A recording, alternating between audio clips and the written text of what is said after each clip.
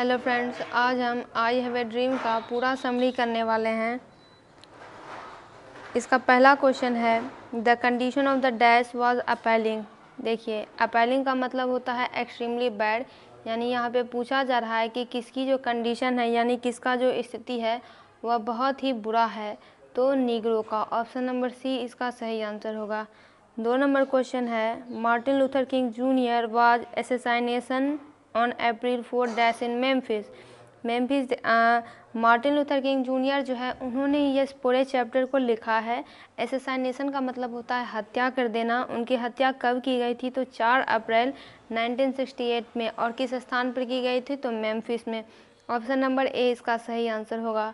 Martin Luther King junior है dash children, यानी junior के कितने बच्चे थे? तो उन्हें 4 बच्चे थे, ऐसा उन्होंने मेंशन किया था अपनी स्पीच में। आते हैं इसके अगले क्वेश्चन पे। अगला क्वेश्चन है dash is a desert state of USA. Desert का मतलब होता है रेगिस्तान। रेगिस्तान में क्या मिलती है? तो बालू मिलती है। मिलती तो बहुत चीज़ है। अगर डिजर्ट के बारे में स्टडी की जाए तो वहाँ भी बहुत सारे हरे भरे घास के मैदान मिल सकते हैं, मिल जाते हैं, ऐसा रिपोर्ट्स में देखा गया है। बहुत सारे चैप्टर्स में इंक्लूडेड है। लेकिन यहाँ पे वो जो डिज़र्ट इस्तेमाल कर रहे हैं उसका मतलब है कि यह खोखला है, यहाँ पे कुछ नहीं है। यहाँ के लोग बहुत गरीब हैं। यहाँ बेसिक सुविधाएं भी लोगों के पास मौजूद नहीं है। लोग बस जीने को मजबूर हैं मुश्किल से, वो भी नहीं हो पा रहा है, इसीलिए अब आवाज़ उठानी पड़ रही है। यूएसए यानी यूनाइटेड स्टेट्स ऑफ अमेरिका कौन है? तो मिसिसिपी है। मिसिसिपी के बारे में यहाँ पे जूनियर बात कर रहे हैं। Martin Luther King Junior belong to the dash. Martin Luther King Junior कहाँ से बिलोंग करते हैं? तो यूएसए से, यानी यूनाइटेड स्टेट्स ऑफ अमेरिका से। Martin Luther King junior was a dash. Martin Luther King Junior क्या थे? वह एक सिविल राइट एक्टिविस्ट थे, यानी कि जो कि मानवाधिकारों के लिए प्रयास करता है। तो यहाँ पे जूनियर कैसे सिविल राइट एक्टिविस्ट हैं? तो क्योंकि वे नीग्रो के अधिकारों की आवाज़ को उठा रहे हैं। अमेरिका में जो नीग्रो हैं, जो कि बड़े हट्टे कट्टे और काले लोग होते हैं, जो ब्लैक पीपल होते हैं, उनके लिए ये आवाज़ उठा रहे हैं कि उनके पास कोई व्यवस्था नहीं है, उन्हें व्यवस्था दी जानी चाहिए। और देश तभी आगे बढ़ पाएगा जब ब्लैक और वाइट या फिर जो भी लोग वहाँ पे हैं, वहाँ के समुदाय में, कम्युनिटी में, उन सब को बराबर बराबर अधिकार मिले। तो इसी के लिए ये मार्टिन लूथर किंग जूनियर आवाज़ उठा रहे हैं। Nobel prize for peace was given to junior in. देखिए, शांति नोबेल पुरस्कार आप लोगों को पता होगा कि कुछ क्षेत्र में दिए जाते हैं, जिसमें लिटरेचर होता है, फिजिक्स, केमिस्ट्री, बायोलॉजी और इकोनॉमिक्स भी होता है, और एक पीस भी होता है। तो नोबेल प्राइज़ जो है वो जूनियर को शांति के लिए दिया गया था। तो कब दिया गया था? तो 1964 में दिया गया था। जूनियर लव्स द वाइट, यानी उजले लोग, गोरे लोग, वाइट अमेरिकन। जूनियर जो है अमेरिकन से प्रेम करते हैं। देखिए, असल में बात क्या है कि वहाँ पे जो ब्लैक पीपल हैं उनको लेकर बड़ा ही भेदभाव है। अब जो भेदभाव वहाँ पे है, तो भेदभाव को कैसे मिटाया जा सकता है? समान अधिकार करके लोगों के जो मन में बात चल रही है ब्लैक को लेकर, उनके बदल के, इसीलिए जूनियर ये आंदोलन कर रहे हैं। ये वो एकदम शांतिपूर्वक आंदोलन कर रहे हैं। तो इसमें वो ये बात मेंशन करते हैं कि भले ही मानते हैं कि जो ब्लैक पीपल है उनके साथ बहुत ही सदियों से अन्याय होता आया है और हो ही रहा है अन्याय, लेकिन फिर भी इतना कुछ होने पर भी जो वाइट अमेरिकन है, हम उससे प्रेम ही करते हैं, हमें उससे कोई झगड़ा नहीं है, हम सब एक साथ मिलजुल कर इस देश में रहना चाहते हैं। Junior was a dash. Junior खुद भी क्या थे? तो जूनियर एक नीग्रो हैं। Let freedom ring from stone mountain of Georgia. यहाँ पे हो जाएगा जॉर्जिया, यानी कि स्टोन माउंटेन, जॉर्जिया की जो स्टोन माउंटेन है, जो पथरीली पहाड़ है, वहाँ से फ्रीडम को रिंग करने देते हैं, स्वतंत्रता को राज करने देते हैं। ये सब जूनियर जो है अपनी स्पीच में कह रहे हैं। ये जो पूरा चैप्टर है वो एक स्पीच ही है जो Martin Luther King junior convey कर रहे हैं, दे रहे हैं वहाँ के लोगों को। Emancipation proclamation gave the Negro. देखिए, इमेंसिपेशन प्रोक्लेमेशन जो है एक प्रकार का, वहाँ पे कह सकते हैं, कानून बनाया गया था। इस कानून में कहा गया था, हालांकि ये कानून बहुत पुराना, लगभग शायद ये 1868 के आसपास का कानून है। इसमें कहा गया था कि नीग्रो को जो है हम गुलामी से आज़ादी देते हैं। देखिए, निग्रो भले ही वहाँ के नेटिव पीपल थे और जो अंग्रेज थे वो वहाँ पे बाद में बसे हैं, जब वो अपने अभियान पे थे पूरी दुनिया को जीतने का, और बहुत सारे कारण उस समय थे। तो निग्रो जो थे उनसे क्या करवाया जाता था, गुलामी करवाई जाती थी, दास्ता करवाई जाती थी, वे दास थे, उनसे काम करवाया जाता था, उन्हें शिप में भर भर के कहीं दूर दूर भी भेजा जाता था ताकि वो और भी काम कर सके। तो इससे क्या होता था, मजदूरी तो उन्हें देनी नहीं पड़ती थी। बहुत सारे निग्रो बीमार पड़ जाते थे, बीमारी हो जाती थी, बहुत सारे मर भी जाते थे, कुछ ही डेस्टिनेशन पे पहुंच पाते थे।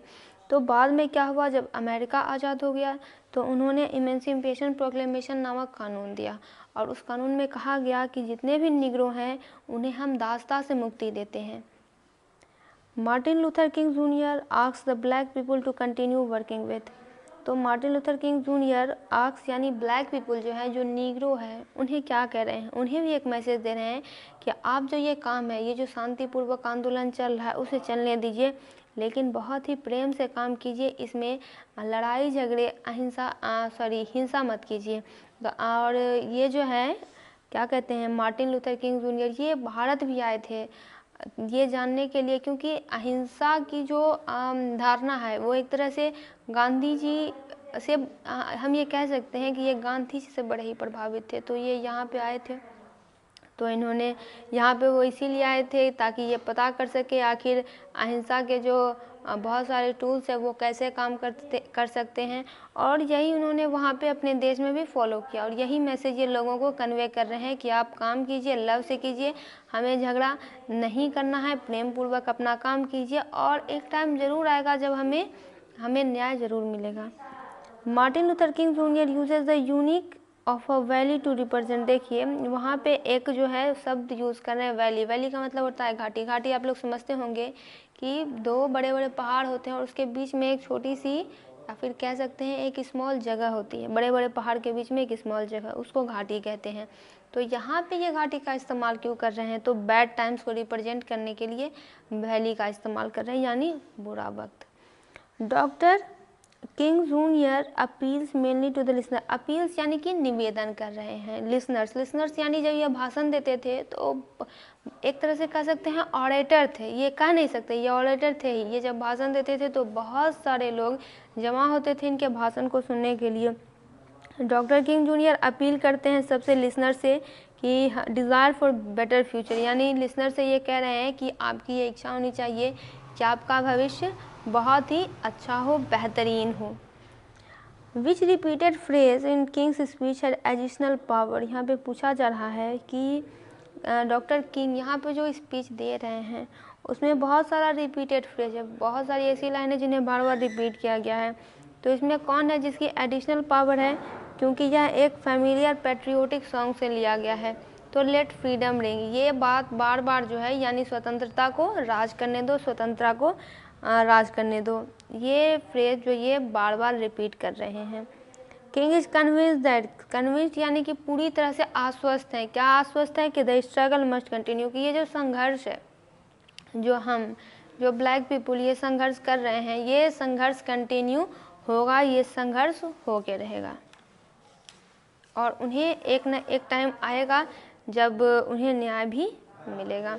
नेक्स्ट क्वेश्चन देखते हैं हम अपना 17 नंबर क्वेश्चन है king says his dream. King कहते हैं कि जो उनका सपना है, इसका ऑप्शन नंबर सी करेक्ट होगा, is rooted in the American dream, यानी यह जो उनका सपना है वो अमेरिका के सपनों में कहीं न कहीं जड़ जमा चुका है, अमेरिकी सपने में से यह जुड़ा हुआ है।